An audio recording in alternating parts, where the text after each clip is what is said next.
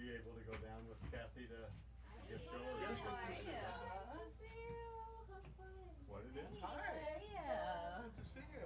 Thank you. I was out Hi. of town the week before I meant to come, but I was preparing for that Oh, for the okay. last minute. I'll show you what this is. What is that? It's like Roger Rabbit. Cool. Oh, wow. Where did you find that? That's awesome. Kinko's, FedEx. Oh, Nice. I needed them to make copies of my the See manual. that? I want one of those. You It's can get them over awesome. there, yeah. How much do they charge for Like these? $16 or something. And then you get to impress every computer, every copy blade. Yeah, it's really Make a cool. friend. Awesome. So here, you can sit here. Okay. I'll get you set up. Where will Kathy sit? Doesn't she normally She's gonna sit? sit. We're moving things around a little bit. Okay. She's gonna sit back over there. Awesome. Oh, God, forgive me, I've forgotten your name. Kaya. Kaya, I Yes. thought maybe, but. It's okay. I'm so Okay. terrible with names. I'm No. always impressed with people who are. Oh. How did it go on Thursday, the art walk? It was fun. It was fun. Yeah. A lot of our drummers, regulars were out of town on Yeah, holidays, exactly. But we had 3 people at a time. Excellent. Oh, so people just kind of came. Awesome. Yeah, they came all the way up to the fair. Right. Yeah, I got back into town Wednesday, so I was dead to the world until Where were this you? week. I went up north to. I was up in Bolinas actually. I did an event there where I served poetry cookies. Oh, cool. Poetry, what? Cookies. Poetry cookies, what is that? I do it as a performance art where I bake cookies and then I'll attach a poem to it and I'll recite. I can show you. It's easier than visual. Clever, clever. But I'll recite it to people, but they get to keep the poem as well. Cookies. And I cookies. like that. Yeah, I'll show you. Providing Yeah. performance. Yeah, well, it kind And of, cookies. yeah, it sort of evolved. It started out just as eating poetry as the concept that food's for the soul. Poetry. And then, so that's what it looks like more. This round, that's what it looks like. Oh, sweet. That's really great. That's great, Kaya. Oh. And then they get to keep the poem too, because it was in I made a little pocket with the heart. Oh, in the cookie?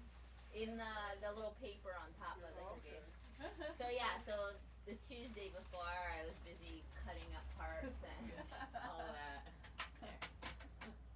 Writing the poem.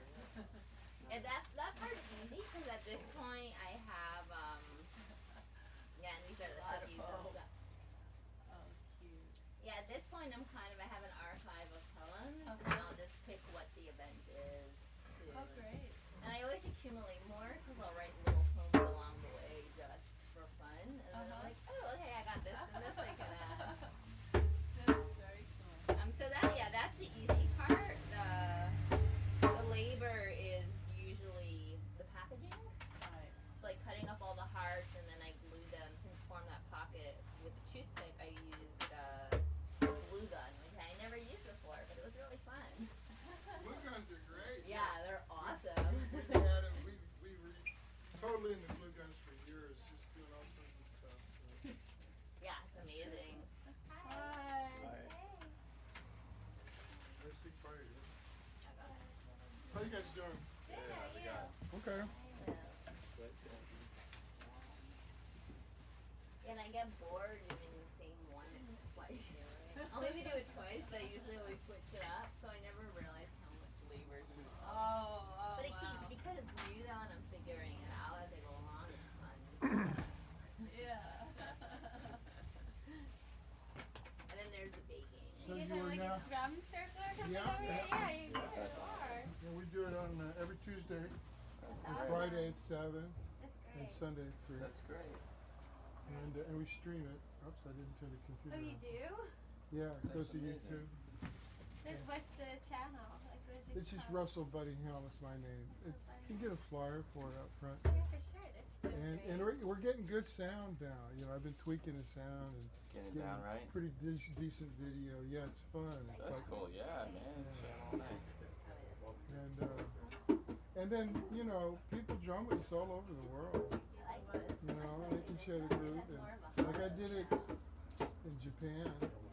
Really? Yeah, they had me come to Nagoya. And I'm just showing the simple downbeat stuff. You know, like just settle in. You know, Yeah, they this loved is it. more- And so we did it live from there back to here. Oh And wow. then yeah, that was neat. That's And pretty then cool.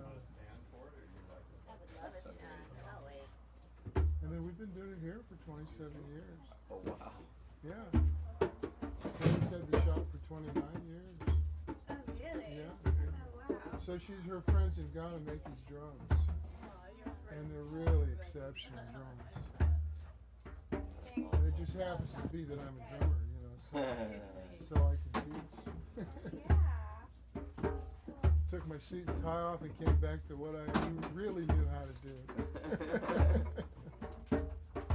There's just so many like cool little Yeah, things that's- in the air. I'm just yeah, like you gotta kinda- mesmerized. Right. So it's really, the rest of the time it's pretty quiet. You know, you can sit here and look and. Yeah. But when we're drumming, it gets a little Yeah, loud. it You gets know, but loud, that's The okay. new studio. It become the new studio. That's so cool. Live with you. Well, Ah. Hold it. I wanted to ask her, or you, or whoever, when there was like when they had that art walk thingy. Yeah. There was a lady out here. She had like all yeah, these Satya. gemstones. Satya, yeah. Satya, like where is she? Where is her stuff? She's got some of the Oh, yeah. pieces here. Sachi. Okay, I'll bring these over there. Oh wow. Yeah, Satya's stuff is really. Amazing. Where does she Yeah, I guess. do her things or She's right around here. just right Yeah, here? yeah, Venice or whatever. Yeah, cool. a little farther south, I think. Oh, yeah, she's not in Venice. She's, but her Yes. stuff's really popular. It's Yeah. really Get through there. good, Yeah. powerful. Yeah, absolutely. Beautiful And we got some stuff. Is that actually a coffee company, Nirvana? Yeah. Cape Cod. Is that where you got think, that? yeah, you'd think it'd be in Seattle, but Is that where you're from? Seattle? no, but Nirvana's Nirvana. from Seattle. The band. I don't know. They're from. I didn't know they were from Seattle. Oh, so they Well- have the right coffee company. That's funny. I saw the T-shirts for Marley, Bob Marley coffee. Yeah, They said, "Stir it up." that's a good one. That is good. I guess, but I only saw those in Florida. I haven't seen them out here. I don't think. Maybe no, they'll be something that hip. That's Yeah. you know. Oh, I don't have Okay, I'm those getting yours. I do have that. I should have So, are you having ideas about doing your spoken word and poetry with the drums? Well, right now, from what I've done so far, it's actually really helping me open my voice. Good. Even now, my voice is a little strained. Uh-huh. And I found that when I've done the drumming, I felt Yeah. much clearer the next day. Oh, your voice was clear the next Yeah. day.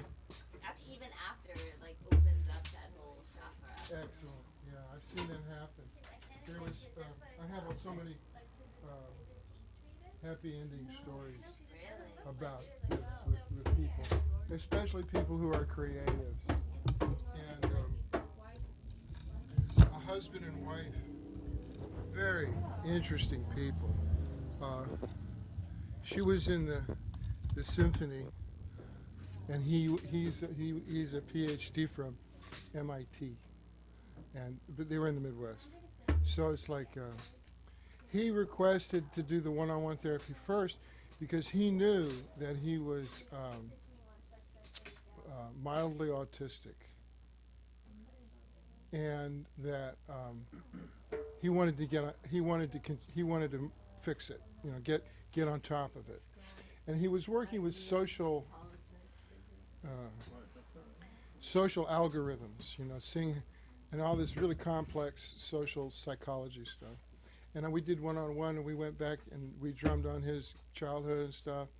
And then we came up to this place where we decided that his brain would function properly, you know, and that's what we drummed in. My brain works fine, or Oh, something you know like what that. that is? It's something called appetite. And we did it like, you know, on a regular basis while I was in that area. He looked like the little And he came back so excited It's that he said he was at one of his art openings, because he was also a photo montage artist. And he said it was the first time in his life that he was able to stand and listen to somebody talk to him and hear them and register their physical reactions to him. And that he could wait until the guy stopped talking and then answered him. And the guy that he was talking to was so amazed. Oh, because he knew. Yeah, that they agreed to like try another gallery show, because that had been the original intent, but it had gone, you know, weird. And then he shook his hand and said, "Thank you very much for this great conversation," you know. And the guy was just beside himself. And he was huge. He was taller than me. So, because he was just overbearing and brilliant and just really hard to be in the same room with for more than a few minutes. So then he comes in and he says, "My wife would like to have a session with you." I'm like, "Fine. What's the deal?" You know, she's like the violinist, you know, the first or second violinist, you know, in their big city symphony. But she was a child prodigy and forced to study violin at an early age, and really wants to be able to sing folk songs from her native Ireland and Scotland. But she can't do it because she's too self-critical. And it's a source of, you know, frustration, great frustration for her. So Yeah. so she's, you know, we were like this, and he was here, there was two, and he was just sort of in the background, but he was also on a drum. So I said, "Okay, just set up a nice, you know, downbeat." So you can see she's musically just brilliant. You know, she was a virtuoso violinist, and she'd grown up, you know, in a very simple village in Scotland or Ireland, but then got caught up in all this music prodigy schooling from an early age. So she had no way to just get out of that mode and just be a regular person singing folk songs. She couldn't do it. So, and she wanted to make up folk songs. She wanted to compose like simple melodic folk songs. So I got her to do this, right? Then I said, "Make a tone, just any tone, doesn't matter, just make a tone while you hit the drum. Don't, you know, if you lose the beat, not a big deal, just get back on the beat." And I was doing this to her to try to put her in this self-induced trance, to witness herself moving through this block, because I've seen it so many times, and it's really fun. Because, like, I said, and she didn't want to do it. She didn't want to make a sound. And I said, "Okay, so, you know, that's your critical mind, you know, making all these decisions on your behalf." and they're inappropriate decisions. You know, it's your belief system jumping to all these conclusions that aren't appropriate. They're not accurate. They're not going to be true. It's not going to happen. And it thinks it's doing the right thing. It's very well intentioned, but it shuts us down. So we got to work around it. And I was explaining to her what I was doing. I said, "What we're doing is we're distracting your critical intellectual mind. We're distracting it just enough by doing this steady beat to get a tone out of your vocal cords." and even when you explain it intellectually, it still doesn't work. You know? So then I said, "Okay, there's a lot of fear, right? Just built up over the years of not being able to do it correctly." So I said, "Okay, we're gonna trick your whole belief system into believing that this is a safe environment to do that." So I said, "Just slow down, little by little." And so as we backed off, yeah, she did that. The whole body just started, you know, what I call the big sigh. And so they drop off the tempo, and suddenly she opens up and she doesn't know. She sings. said, good, good, good. Okay. Now, 2 notes. 2 sounds. Not even notes. Don't even call them notes. Just 2 separate sounds. And it was so basic, but yet it was a struggle, and she got over it. And by the end of the session, she was able to compose a little folk melody while she was hitting the drum and not shutting herself down. And her husband was just beaming. She said afterwards, when I would get together, when we have dinners, all my classical musician friends would get frustrated with my husband because he had absolutely no sense of rhythm at all, no musical ability at all. Brilliant man, very successful, but absolutely no musical ability at all. But once you started doing this drumming, once he started doing the drumming thing with you, he was able to play a beat and stay in rhythm, and it really impressed me. So, I got a lot of stories like that, where this alone works in a lot of situations. What fascinates me is, why does it work? So this thing about the survival mind, it really seems to be the definition that seems to be applicable now. That it's well intentioned, but it just gets in the way. It's overstimulated, it's overstressed, and it's overinformed about everything. It thinks it's an expert,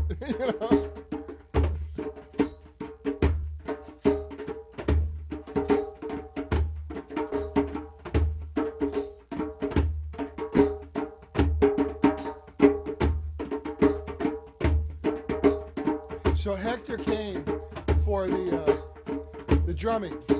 Now Hector is a voiceover actor, very successful.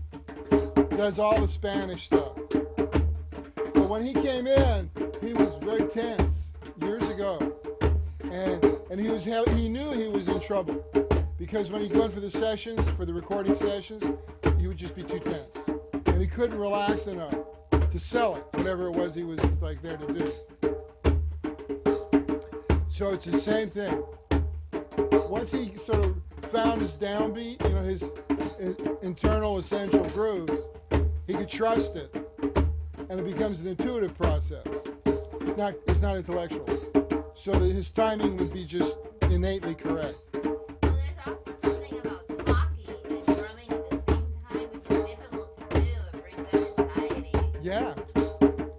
Well, what I call it is hyper-attention. What does that mean? Hyper-attention means that you're hyper-focusing.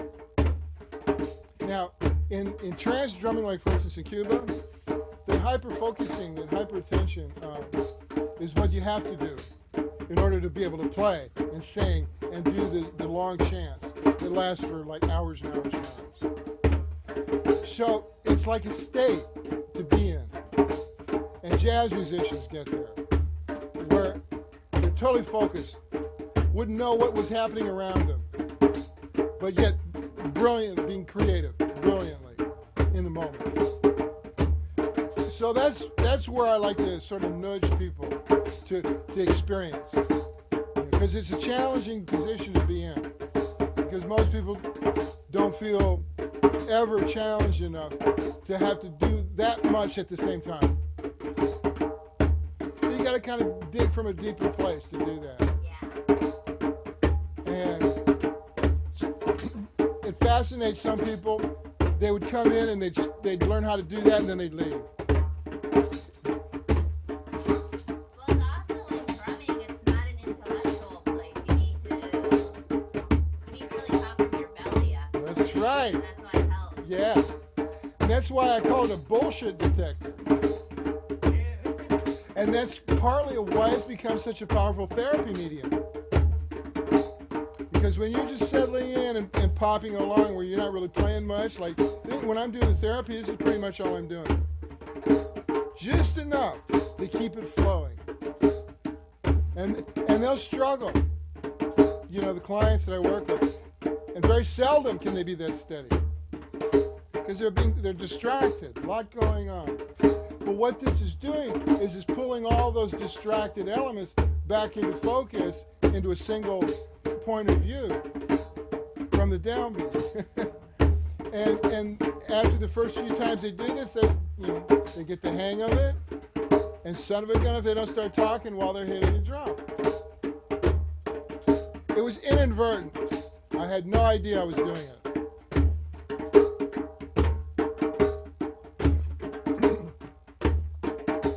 A woman, the first woman that wanted to have drum lessons. 26 years ago. So okay, we went out back and drummed. And she said, you should record this, and I said, why? She said, you're talking while you're teaching the drums. I went, what? She said, yeah. I said, really? So I put the cassette, recorder on and listened, and I was going off like this, and I saw immediately the rest of my life. Flashed before your eyes. Yeah, it did. It literally did. Fast forward.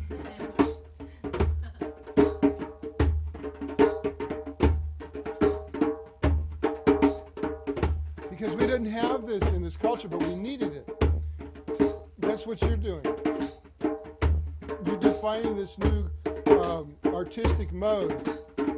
Like, when I left the rock and roll business, I went back into art up in San Francisco Bay and studied performance art, conceptual art, because it was in the mid-'70s, and that was because rock and roll, even in the huge arenas, was totally hollow, meaningless.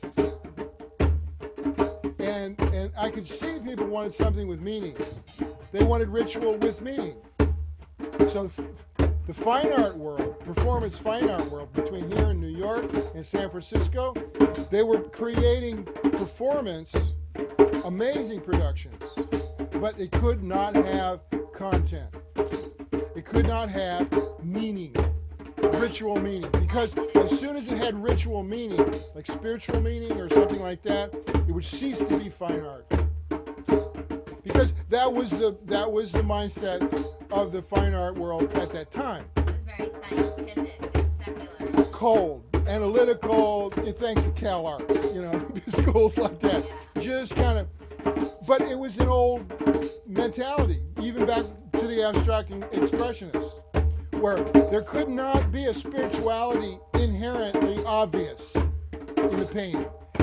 Motherwell, everybody else, Rothko, sure, it's there, but it's unstated. But how does that work with art then? Because isn't this With what? Heart? Isn't this With the heart? spiritual heart and Yeah, and we were starving ourselves. Our art was starving us because there was no heart in our art. It was all cold, And me being a drummer, I said, I can't live with this. This is unacceptable. Because I'd grown up with plenty of heart in the drums because I was playing rhythm and blues, So I was still hungry for that, the truth and soul. But what I took from the performance art community was what I do now. Because I needed a rationale to get me outside of the fine art mindset. Most people who graduate as fine artist graduates, they're unable to do art. Because they're overeducated and just totally paralyzed. Same with psychotherapists. They graduate and they're too confused to be able to do anything. even with poetry. Oh, yeah. One poetry class I took, I failed. Right. Because it was too analytical and it drove me crazy. Yeah. So I had to come up with a mode where I could do what I wanted to do, which was performance art. So that worked for me. So this is not music. Right? So that way of redesignating what I was coming up with freed me because my critical mind otherwise totally paralyzed me. See, now I can sing. I couldn't sing before because I played drums behind so many incredibly good singers. It was impossible for me to just open up and sing. But now I can, even around some of those cats, and I'm okay with it. Took a long time.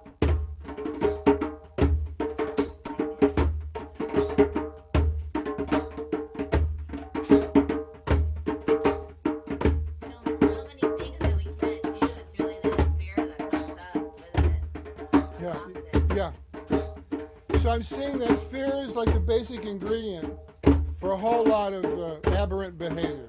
And it really can be alleviated somewhat, with just what we're doing right now. Where we're not trying to prove anything, we're not trying to compensate, we're just existing. We're just here doing this. And poetry in that is in that genre, in that sense. It's like when you experience poetry, the spoken word, you are in the moment.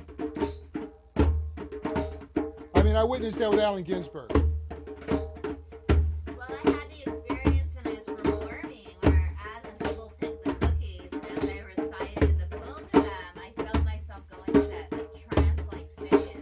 Yeah, excellent. Where I was really tired, but it was just like the minute I needed to do it, I was there. Yeah. It was like a pocket in time. Exactly. Good. Yeah, the timeless sensation, it totally applies to the drum. Always has. But it's a space that the artist, any kind of creative artist, can use. You could be putting, pigment on canvas, or you could be throwing a pot.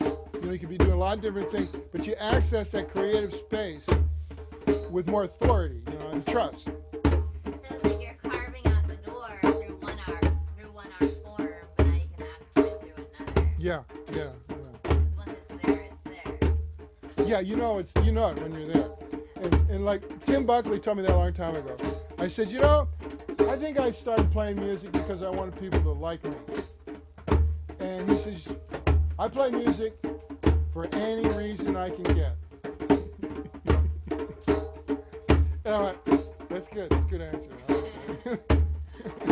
Straightened me right out. I was like,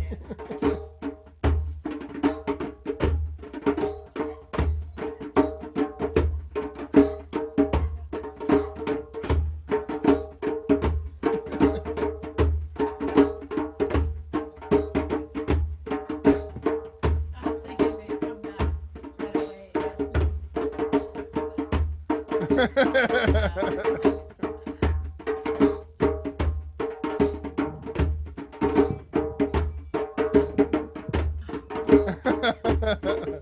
Yeah, the neighborhood's full of them. I'll be right back. A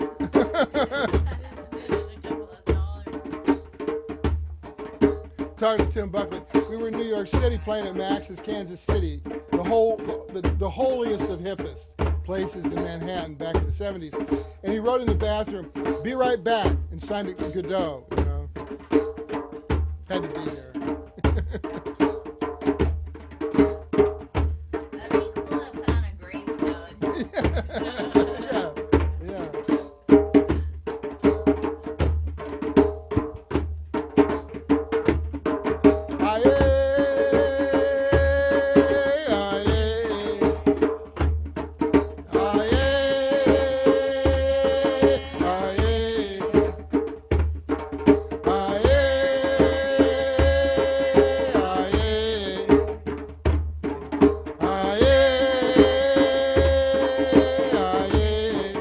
Yeah, sounds good.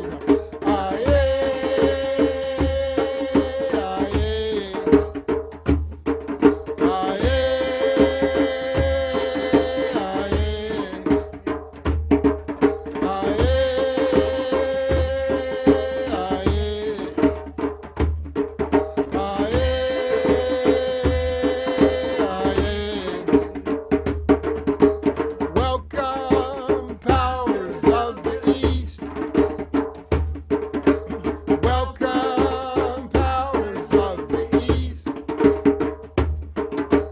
Welcome, powers of the East. Welcome, powers of the East. Welcome, powers of the South. Welcome, powers of the South. Welcome, powers of the South. Welcome, powers of the South. Welcome, powers of the West. Welcome,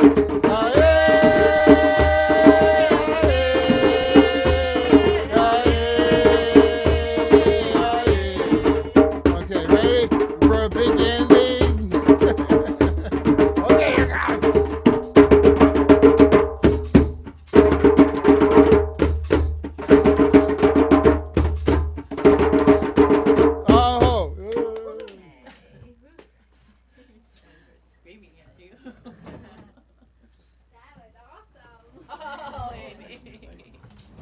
That was great. So we're at 27:38 out of 30. Thank you. Your change. Thank you. It's a cute little bag.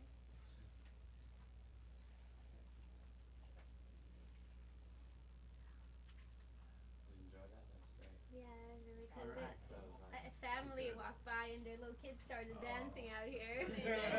That's so cool. Yeah. That is So so nice. cool when that happens. I love it. You know, that was like what was one of the first clues that what we were doing here was like really good energy.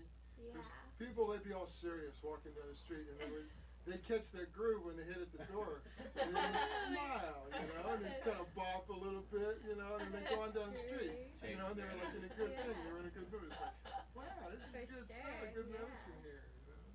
Music will do that.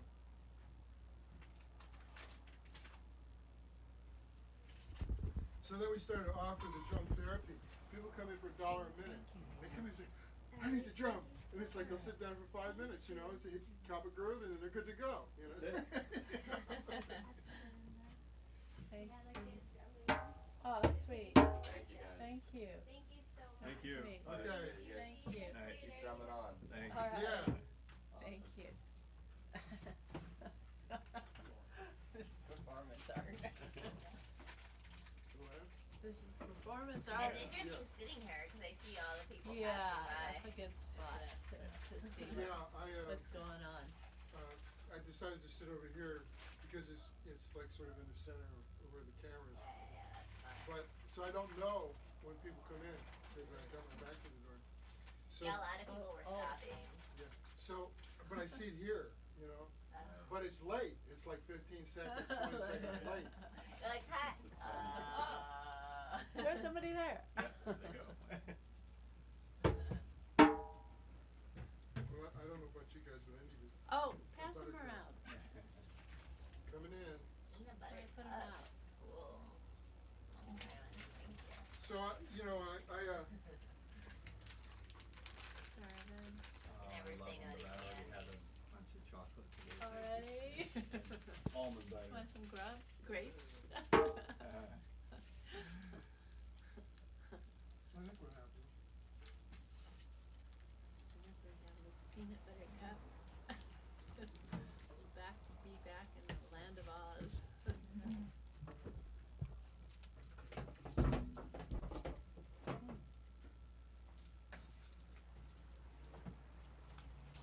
So this, what I suspect you're working with, is what I would call a mythic form of poetry. You know, it's like the ancient form of telling tales, and every indigenous culture has a great tradition where, you know, the storyteller immortalizes people and, you know, and pieces of history and things, and those become the identifying songs of that culture. And so the person who does that, like in Africa, they call that the griot. You know, have you ever heard of that term? Griotte. Oh, yeah, I thought it was Grito. Yeah, Yeah, Griot. yeah. So the closest thing we have to that in America is like the blues singer, the folk singer, the troubadour. But the poet is separate from that because they're not using an instrument. You know, it's like just has to be the force of your own voice and personality. So like the poetry slams and everything, you know, they didn't really get my interest because I've always liked poetry and I've always, you know, liked to enjoy it live. First of all, they were talking so fast I couldn't get it. Most of it was like going right by me. But when they did have a coffee shop across the alley here, they had a poetry reading over there. Oh. Seattle's Best. This was like over 10 years ago, right? And so they had people showing up and doing poetry. So I went over and did it one night with the drum. And I've written a lot of free verse, but I have one epic poem called "In the Beginning There Was the Beat," And so I just, I put it up on the music stand and just, in the beginning there was the beat. Before the word, before all these words, there was just a beat. And everybody in the place got really quiet. They were talking and drinking coffee and doing all that stuff. And he goes, huh? So the pulse got me. I said, and the beat was lonely. So the beat decided to split into two beats.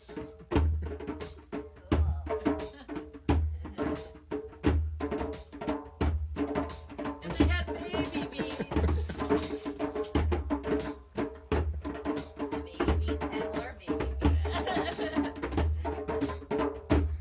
Your auntie and uncle beats and cousins. Yeah. Grandmas and grandpa beats. Right. And all this happened because the beat wanted to dance. That's my underlying principle, is that rhythm invented life in order to dance.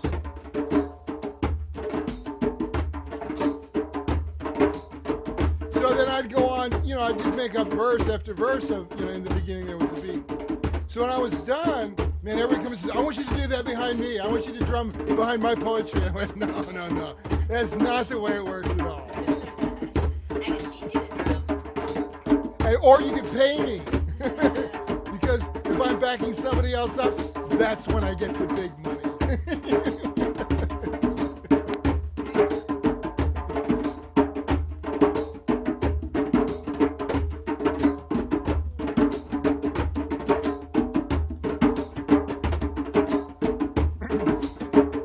One guy was watching us the last time, and he said, cool, late to the downbeat. He nailed it. He said, late to the downbeat.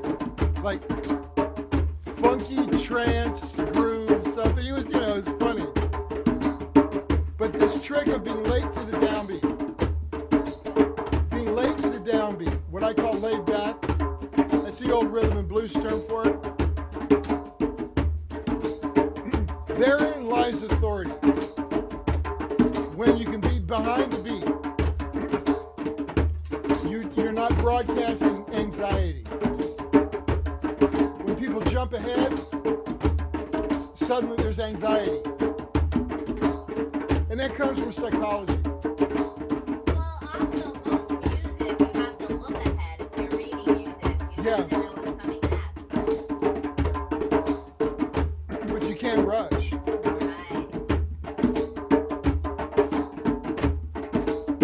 And this is not that kind of music. Right, so drumming's the opposite. This comes from the rhythm and blues principle, which means we're not going to push it. We're not, even if we're playing fast, we're still behind the beat. We're behind the metronome. We're not correct. And what that does is it creates a psychology and a chemistry in the audience. It makes them relax. They feel safe enough to dance. They're going to participate. They're not feeling crowded. You're actually letting the beat lead you as opposed to trying to follow the beat. Yeah. So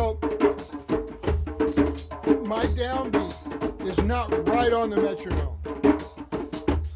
It's late. I had to learn how to do that. What do you mean it's not on the metronome? Okay, here's metronome.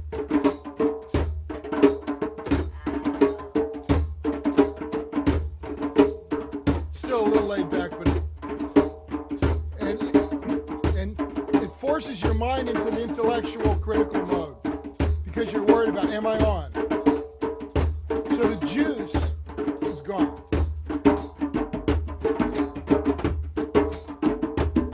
So this is snakier, it's looser. Ready to do anything you want in between. Not really.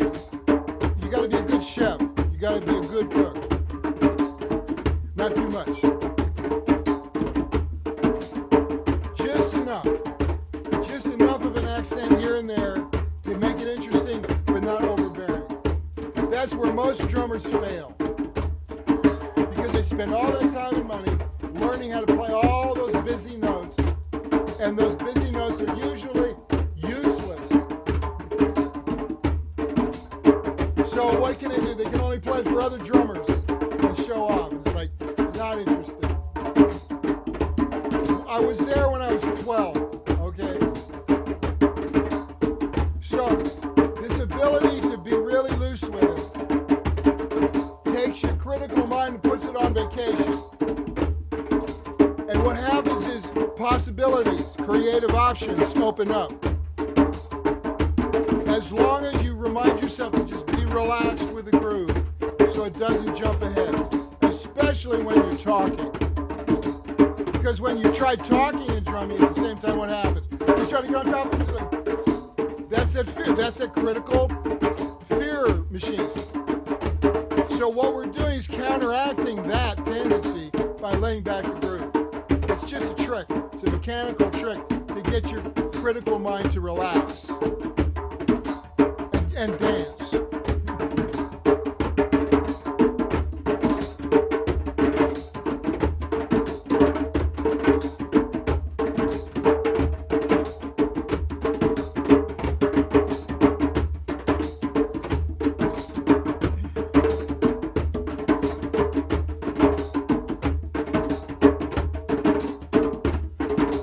Wash away, wash away, wash away fear.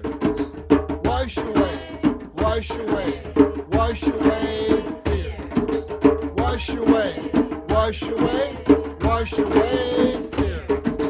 Wash away, wash away, wash away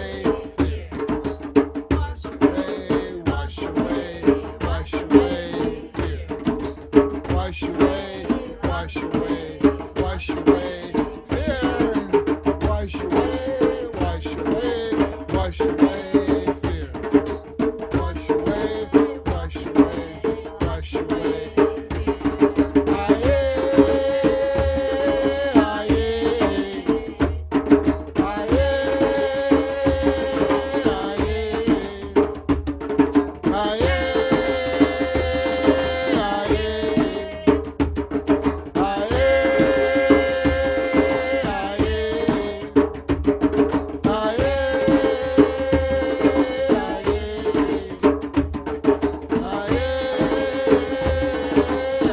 Wash away, wash away,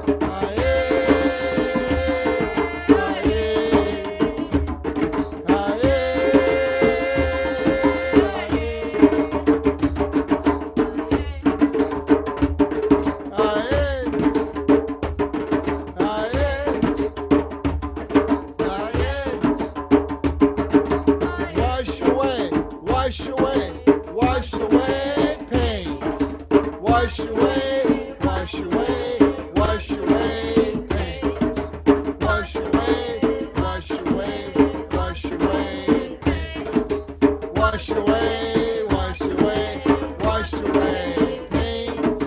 Wash away, wash away, wash away pain. Wash away, wash away, wash away pain.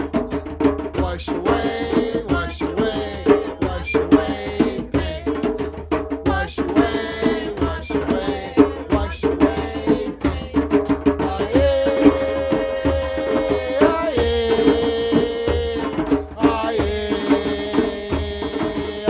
pain.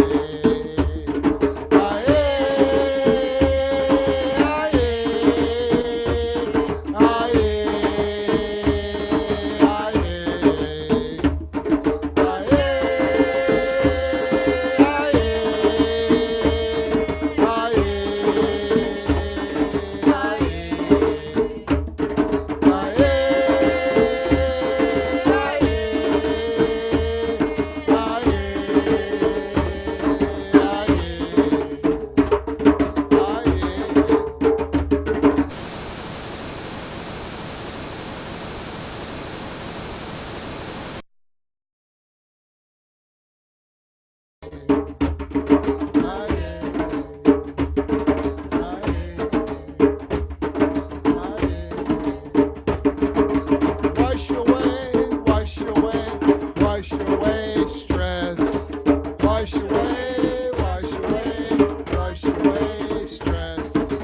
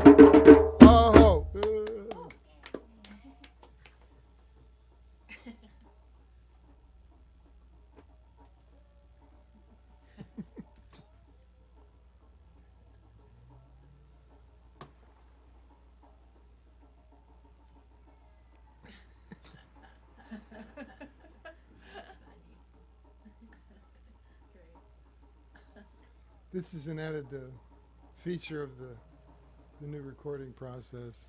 We listen to playback. Workshop. Yeah.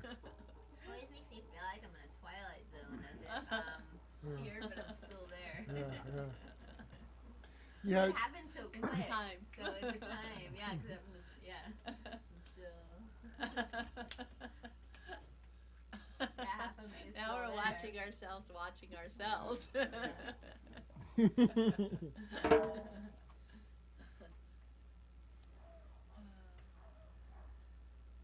What I've done though is like match the groove. And it was like just by watching my hands, you know, and then match it, and that does something strange to the universe because it's like this loop. Looping Matches the- itself. You're connected to this strange loop, you know. Whoa. Yeah, that is weird. Yeah, it's and then like watching, it's like the delay and you speed up or slow down just a fraction, and you lose yourself, you know, and you get back on, and then you see yourself speeding up and slowing down. It's like, yeah, this is well, it's great. Back to the performance art though, it's great for performance art because you don't really know how you're affecting the audience till you get some kind of feedback, either from a teacher, friends you can't trust. They'll tell you, yeah, you're great, and even if you suck, you know, they're not going to tell you. But you know, it's and total strangers you can trust. Usually they'll be true unless they're weird, you know. but that's the audience. That's why the performer the performer needs an audience to realize that their work's worthwhile. So this is weird because we don't, and I always check afterwards, like people leave a comment or hit the like button. That means a lot, you know, to the performer, because without that, It's all about the applause. that can be addictive. I'll slow down. Yeah, the applause, that's addictive. That's what. Very addictive. When I remember like being able to see hill after hill after hill of hippies cheering, right? Probably close to 500,000 at these festivals, like in Europe and stuff. And the energy you get from an audience gives you reason to continue, even if it's rough. But when you get that kind of hit from an audience, hundreds of thousands of people, it's drugs pale by comparison. There's really no comparison. But it goes right to your head. Most of the time.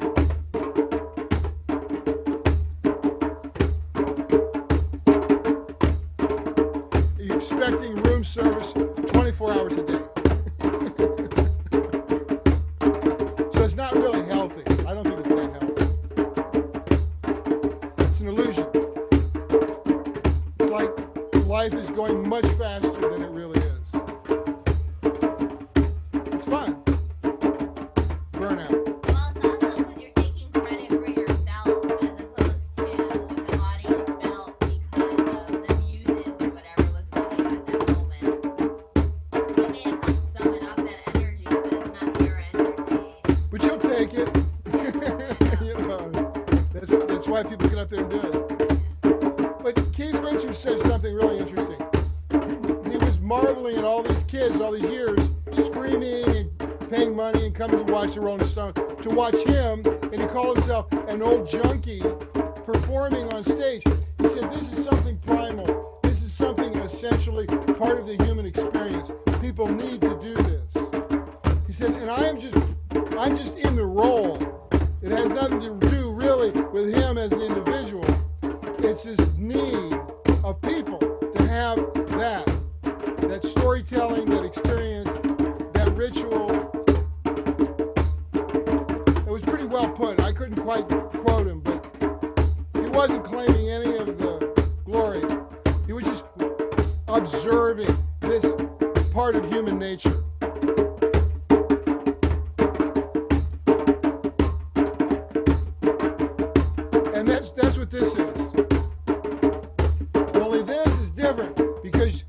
not surrendering any authority to somebody on a stage. And you're not passive. You have to do something. So that I think is really healthy. And also that there's no wrong notes. You can be as creative within reason. And the singing is like that as well as the drumming. You can make a sound with your voice, and it doesn't have to be correct. It has to sound good. Yeah, that doesn't apply. That's not important. What's more important is the experience of doing it. That's why I can continue to do it. And I watch other guys, other musicians teach and become bitter. Because, you know, they're students. They're not brilliant. They're students. You know, don't get frustrated with them. It's not their fault. It's not their fault that you'd rather be performing at Carnegie Hall, you know.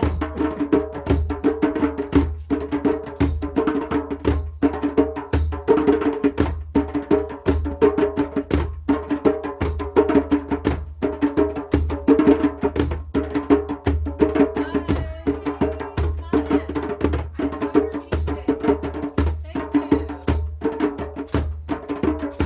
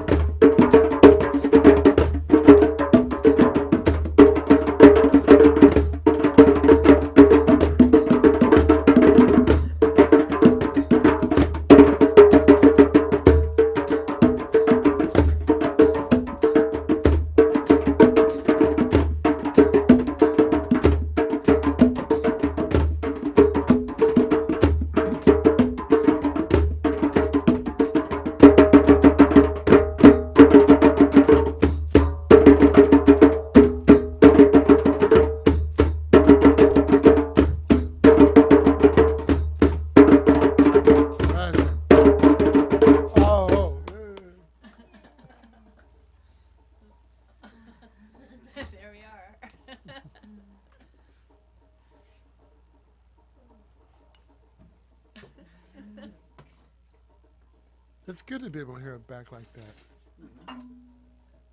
It's educational.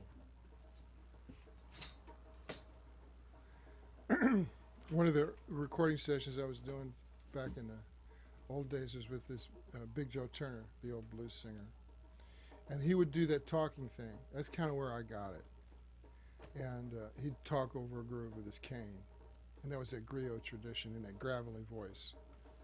And I picked it up from him. I really got that he gave that to me because he was about this close, and there was just a baffle on the drum set. And I sensed that ancient tradition coming through him of the storyteller, of the poem. And he was creating while the groove was happening. Some of it was preordained, but a lot of it was spontaneous. And when you witness that in somebody who's really good at it, somebody who's brilliant, creative, and they're spontaneously creating. It's magic. Yeah, it is, and it's indelible. Like once we experience that, it has such an impact on us that it's because it's a glimpse into a world that's outside of the linear, and it's a life-changing. That's why people go to hope to witness an event like that, either in music or art or whatever, poetry. And poetry right now, I think, is at a cutting edge in the culture in terms of being a spokesperson for cultural directions like vectors. Stand-up comedians and poets. More so than musicians. Musicians used to be, the 60s, because the songs were all very consciously, uplifting, even if they were angry. So now it's got to be much slicker, much sneakier, much more insinuating. Can't be direct. So, but it's still the same struggle to raise consciousness, and that's that's what I saw in Lenny Bruce, the great obscene comic from the 50s, is that he was intent on raising consciousness. He wasn't out there to tell dirty jokes. He was using all of those cultural landmines to show us, how we should evolve and get more compassionate. And the spoken word, he knew, had so much power over, an entirely different medium than jazz. Because he knew that when he had the microphone, he was the boss. He controlled the room. Didn't matter who was there. And it was like, and the police would come and the district attorneys would come and listen to his show, and they wouldn't interrupt him because he had the mic. And that's this strange phenomenon. It's like, and when you have a microphone in front of you, suddenly you're in control of the situation. And an artist has to take control of the situation. You can't abdicate that control. If you're in front of the microphone, you have to take it. You have to take, control of the situation and taking responsibility, maybe not. I don't know. I don't think Axl Rose ever took responsibility for what he promoted on stage, but when he had the mic in front of him, he was the boss. So you can use that, and it's a dynamic of human experience, and you can use that in the strangest of places if you suddenly realize that you're in that position, and that's what you have to do, especially as a poet. It's like you have to be the undisputable boss of the situation. Even in a very nice way, you can be subtle, but, you can't abdicate. That's the problem with a lot of stand-up people where they do either comedy or, even poetry. It's like somebody will make a crack and they'll lose it. Right. You have to own it. Back in the old days, Elvis's third cousin, she was a folk singer. She looked just like Elvis. She had a black flip, it was just like a helmet, right? And she had a figure that was like a '56 Buick Special, just classic American beauty. And she played folk guitar. And she sounded like Elvis, only she had a lisp. She had a Memphis lisp. Really pretty, sweet woman. only her job was singing folk song in a strip club in Cocoa Beach, Florida, back in the days of the first astronauts, the Mercury team, would all hang out at this strip club and drink and watch her. And she never took her clothes off, but she would come on between the strippers, the exotic dancers. And they were all gentlemen, but there would be people in the audience who would heckle her because she's up there with her clothes on singing, If I Had a Hammer, and like Hang Down Your Head, Tom Dooley, which was totally weird. What was she doing in a strip club? They wanted her to be there, to give it some level of respectability, and she was the mascot. She quickly became the mascot of the astronauts of the Mercury team. So she had carte blanche on Cape Canaveral. She would go over there for the launches, and they treated her like a queen. She got to ride on the centrifuge machine, and so she was, they called her Major McPeak. So if you ever needed to get in, if I ever needed to get into Kennedy, the security area says, I'm here to see Major McPeak. And they go, oh, right, come on in. And so, but her comebacks, because the people would heckle her and try to break her rhythm, she'd say, do you have hemorrhoids? And then she had this thick lisp, the Memphis lisp. And the rednecks would go, no, I don't have hemorrhoids. No, I don't have hemorrhoids. That's what I thought. Perfect asshole.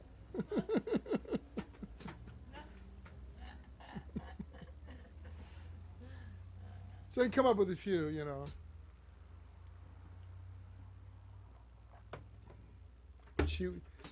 She was a total trooper. She was totally seasoned playing in clubs all over the country. And when you see people who've done it, who've been out there in front of an audience, you realize what an incredible art form. Just to be up on stage and exist in front of a crowd and not lose it. Actually have something to say. And I could always hide behind a drum set. That was not a problem. But to be up front, that's hard.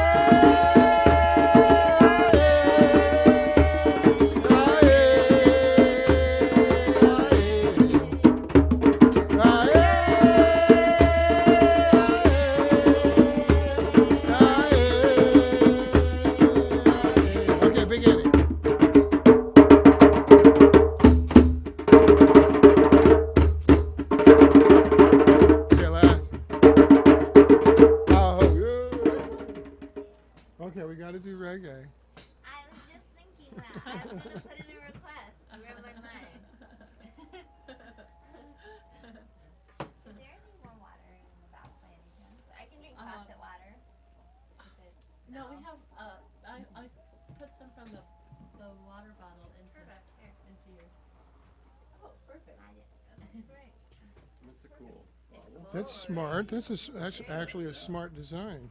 Yeah, And you've 'cause got a funnel too there if you need it. Oh, I never That's right. thought Yeah, of you can use that to put coolant in your radiator. Totally. Shot glass. I might not want to Yeah, permit really. after that. Or you could use it as a bong. You know, that's a chillum. That's what they called them in Afghanistan. It's a chillum, right? Did you ever use a chillum when you were back in college dirty days? You have to hold it upside down, and it's like the perfect chillum was a tuba mouthpiece, and they would put the mujahideen would put those big hunks of hash, and then play chess. They designed it this way so you can put ice in there if you want That's a good to. idea. That's a great design. Yeah, it's a Very very cool. design. And it looks like a regular it's water very, bottle, so it fits in. It's very creative. Yeah, That's great. Well, yeah. it's compatible It fits in a design. purse. Yeah. Where'd you get it? I Where'd you get bought that one? it At was it Joann's actually? Oh, really? Right, Joann's right On- here on on LinkedIn? LinkedIn. Joanne's on Lincoln, there. right past Colorado. They still Arts there, or and they, crafts store. Hi. Yeah, they're still there. I go there all the time. It's great. they're wiping out all those places.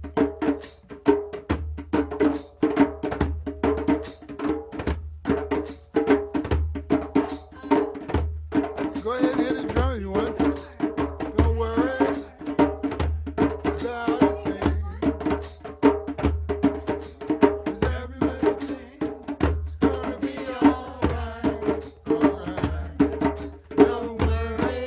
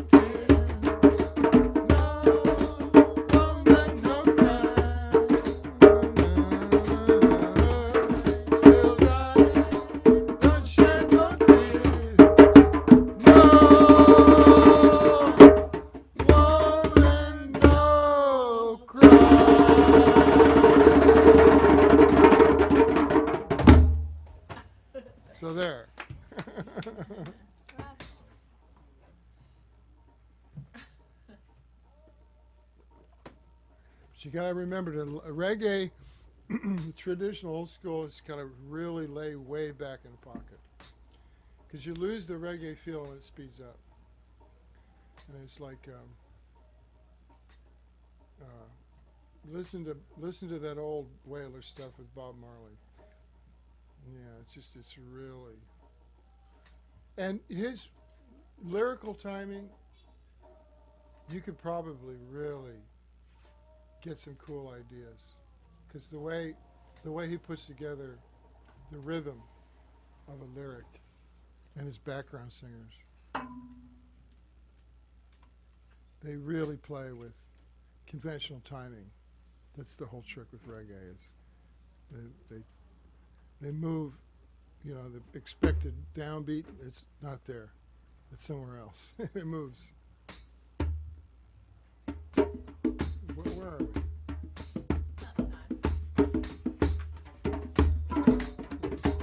Sorry. I was going off into my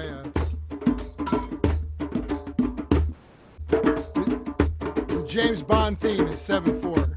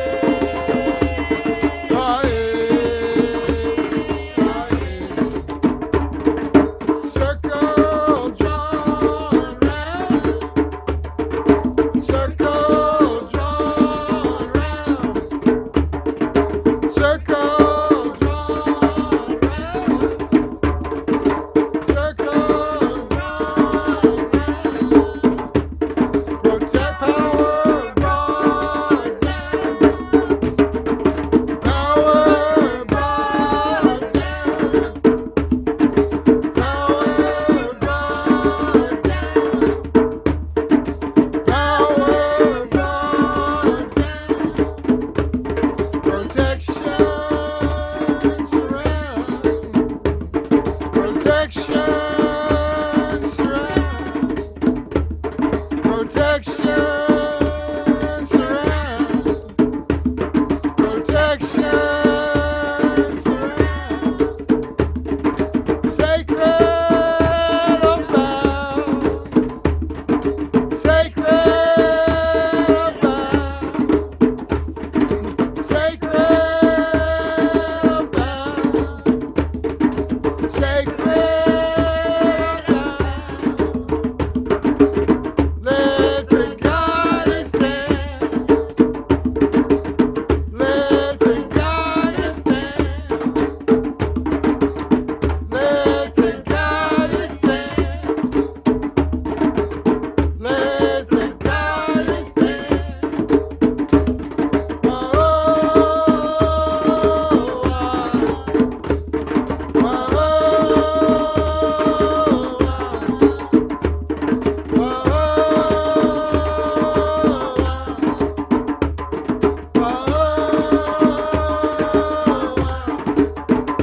Great Spirit, bless our endeavor.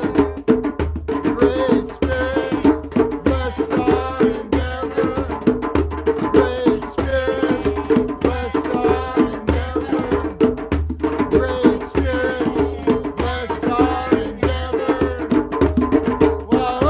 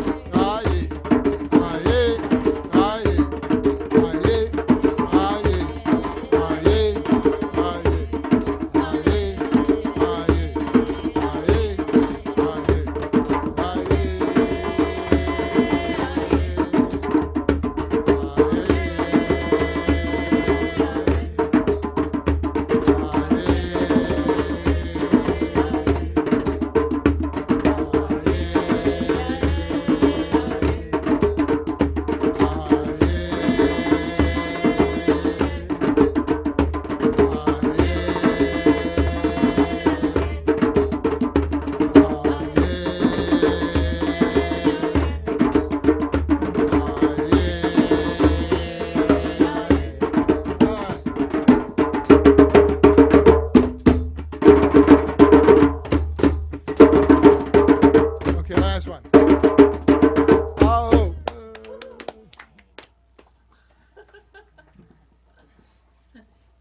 Nice. It's nice to hear the vocal evolve and come up with different combinations. I was finally able to do it this time. Yeah, I could hear you. I could hear you. Nice to hear. Yeah. Nice, very nice, very nice. Great. I've had comments, where people have written, like, other drum facilitators around the country study what we do here and cop whatever they can. So he said, very interesting, making up nonsensical sounds to sing together. Like, oh, what a wonderful way to put it, I was like, Yes, exactly. But what I've seen is that there's a sense of ritual and ceremony that evolves through repetition. But it's also, these are kind of ancient songs as well. I feel like these are Native Americans. I've heard it in some of that music. Yeah, I was out in Kansas, and we were all sitting around fires on one of these festivals, and there were several women that were Native American. They weren't totally, but they were, you could, and they would stand up and they would sing, and they had absolutely no compulsion about singing these traditional. There was a horse song. One of them sang a horse, and the other one stood up and knew it, and they sang together.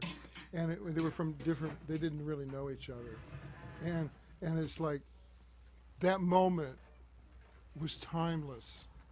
You know, that song probably had been sung about horses since there were horses on this continent, you know, 600 years ago. And it's like, Question: as I was drumming towards the end, I kind of felt a compulsion to use my wrist a little. I don't know if drummers yeah, do that. yeah, there's no wrong way to hit this drum, just don't hurt yourself. Right, exactly. Just wanna- I keep it simple. What you're thinking of is like, which is a conga drum technique. So that is actually. Heel tip. Well, it's also I started getting tired, and then like I'm like. Yeah, when it rested, yeah. Yeah. It's, yeah, that's Cool. so.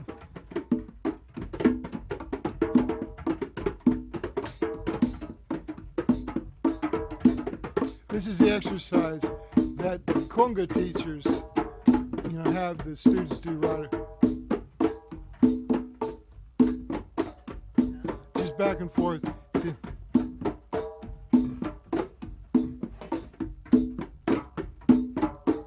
And they're actually notes. They're not very loud. But if the conga drum's tuned up really the way they're supposed to be, you can hear it. Oh, so it's a Kofu drum, so it's a special drumming. Oh yeah, the Japanese. Is that what you're talking about? What? No, the drum you said is Koko drum? Coco? Kunga. Conga. Conga. Conga. Oh, Conga. Conga. is that Japanese? No, no, it's African. Cuban. Oh, Cuban. Cuban. See, that's goat skin, and this is calf hide. It's thicker, so it's an entirely different physics.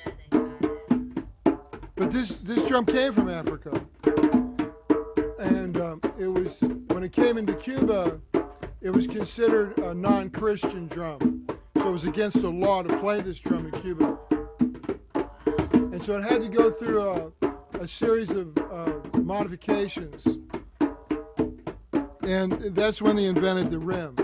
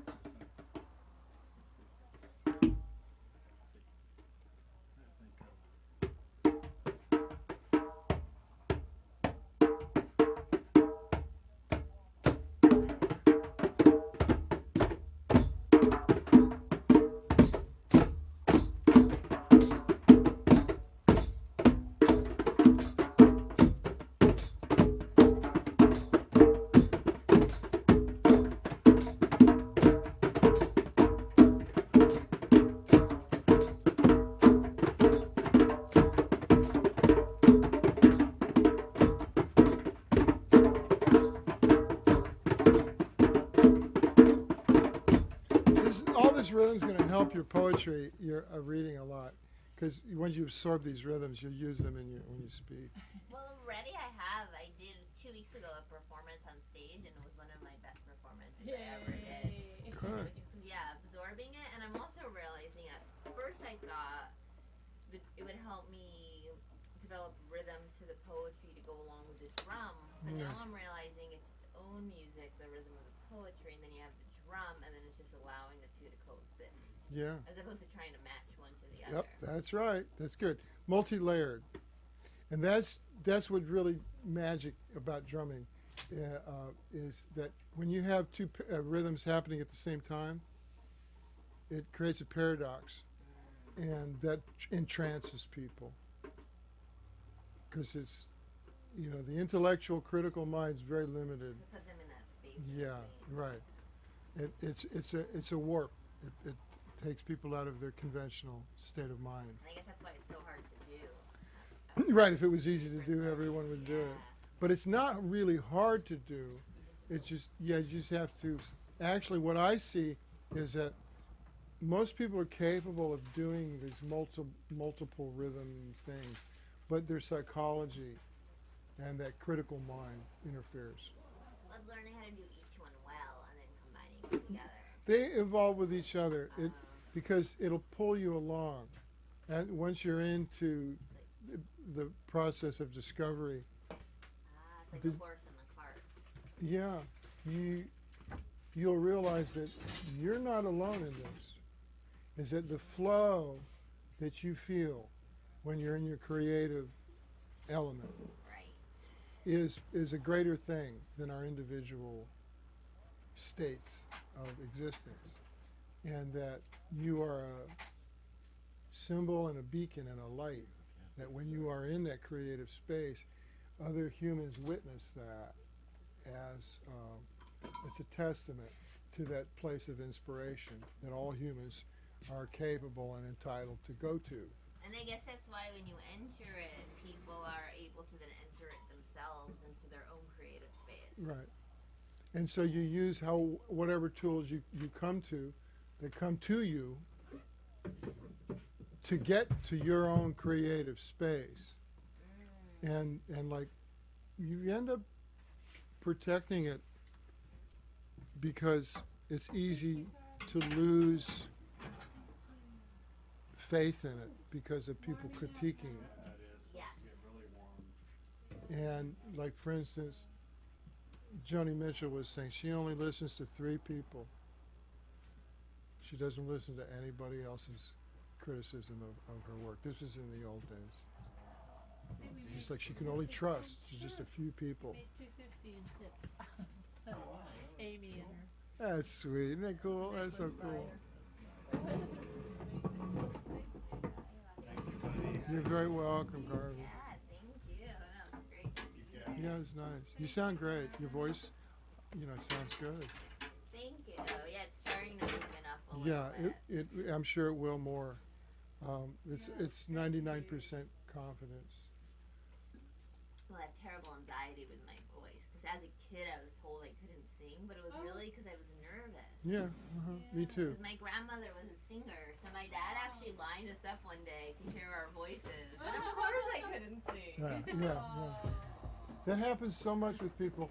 When I'm doing I'll ask people, how many have music lesson trauma from music teachers or some event like that? And a large percentage, more than 50%, people have gone through that because they do desire to be creative and sing and play music or something, but there's been an event or a series of events to just put them in a very fearful mode about their own creativity, especially with the voice, anything with the voice. Yeah, the voice is huge, and I also have to be careful because whenever I perform, it starts to hurt, and the more I use it, the more I Where you start to trust the sense of being relaxed. The survival mind mistrusts habitually the state of being relaxed because it's under the misassumption that it has to be tense, and the body and the mind has to be tense in order to survive. So the consummate performer finds a way to get to the relaxation within themselves and to avoid that anxiety that the critical mind, the survival mind is generating. And so you gotta be careful because it's a slippery slope. Some people they'll have a drink or they'll do something, before they go on to loosen that up, especially stand-up comics. oh, it's the worst. Yeah, and musicians.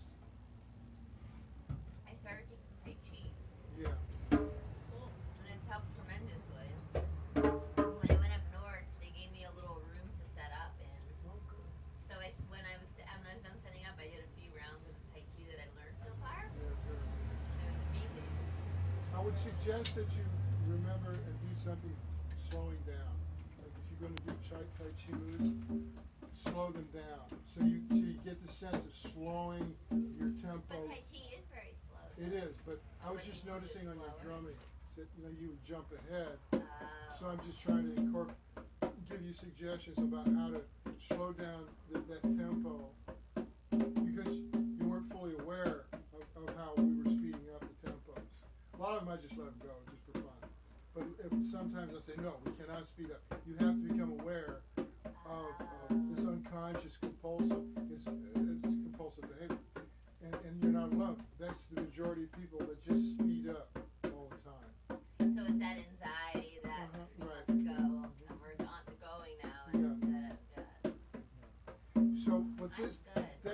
call this meditation drumming because it makes you aware of that anxiety that we're creating ourselves. We're making ourselves anxious by speeding up our own tempos. So it's a good practice to even slow down in everything. Yes, everything. Tax You can use yourself. it as a meditation, as a Zen style meditation, or you are just stopping in the moment and saying, I'm slowing down now, you know, just to see what happens, because the world will react. Well, because it's interesting, even when you're slowing down the tempo, you're still going, like That's nothing right. else has changed. That's right, yeah, yeah. And you actually go better when you do actually back off. I discovered that at work because I waitress, and I noticed if I started rushing around and getting stressed when it was busy, Yeah, I was not performing as well as if I actually slowed down and Right. took a breath. mhm. Actually, walk the table a little slower, but Yeah, it there was you more go. productive Right, yeah, yeah. because I was able to be more calm. That's real smart. That's smart. That's what I'm talking So about. that's what you're talking about. Yeah, just using Patching that. methods Okay. and that's why I try to slow tempos, show people how to slow tempo down. And they get that into their system unconsciously. And the critical mind doesn't even realize they're learning how to slow down. Because it doesn't know what slowing down is. It's the body that knows how to slow down. And I do that even riding my bike because I find even that I speed up automatically. Right, yeah. Even if I want to go for just a leisurely ride, all of a sudden I'll be Suddenly, like, yeah, you're at the top of your energy. Yeah. So, it's a form of wisdom when you can be aware of your tempo. Because your tempo affects the audience profoundly. And even your internal tempo is, you're broadcasting that. And they get it. They don't even know it. And it's like, the more relaxed you are inside, the more relaxed they are. And they're more willing. Because the alarms aren't going off. right. Right, so if I'm speeding up, it's making everyone be like the urgency. Yeah, what's everybody's driving alarms me. go off. And that's what we do most of the time, is trigger each other's alarms. Yeah. But what about in a group when everyone is speeding up? Well, same thing, the fire alarms are going off. off. So that's why I brought in the tambourine initially, to say, no, this is where it is. And that became a part of the therapy, because it would, intellectually, we could hear that the survival mind could hear the high chink. The survival mind could not feel the deep tone, because we're all up here in this culture. Right. So I said, okay, well, I gotta go up on top to get everybody's attention. So that's why I do this. And sometimes I'll really intentionally, and you can see people stumble and trip and get frustrated as I'm backing the tempo on. And they don't know why, you know? Then finally I have to mention, it's like, we are slowing down now. Yeah. But it's not a lot of slowing down, it's just releasing, you know, the bent up anxiety potential, and just, so it's a minor back off, so it's very, very subtle. But the whole system's aware of it. Everybody's system's aware of it, I can tell. You know, so just, that's the fine art of coming back just a little bit. And that's what they teach, you know, in Zen and martial arts and Tai Chi and Qigong and everything else. But the difference with the drumming is that it swings, it's danceable, it's movable. Those traditional forms of relaxation are really not pulse-oriented the way we are pulse-oriented. Right. Our culture, our pulse orientation is right up there, at least 60 beats a minute. You know, most of the stuff is popping right along. And we're used to that. We're doers. For us to sit and be absolutely still and meditate and not do anything, next to impossible. Because the mind is still going.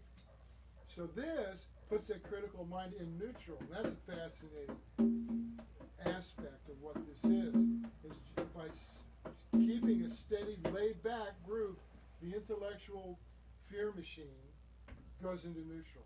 This is like a sound meditation or a sound moving meditation. It is. It's a sound meditation, but it's also a pulse meditation. You know? So it's like, yeah, you get tone, and I know a lot of people who do healing with tone. You know, they'll do singing bowls and vocalizing, or you'll even have sound tables with speakers in them. There's a whole, you know, alternative healing community that does sound healing. And what I've taught a lot of them is how to slow their tempos down because they have the same problem as everyone else. And like the emotional freedom technique and the tapping, you've seen those? Yes. Yeah. That's the same problem with them. They're Tapping too yeah, they're tapping fast. too fast. Well, even I'm taking yoga classes where it's way too fast a Yeah, tempo. yeah. And then it becomes more physical than Right. Well, they go for that power yoga thing, and that's compulsiveness in our culture, so it's the culture.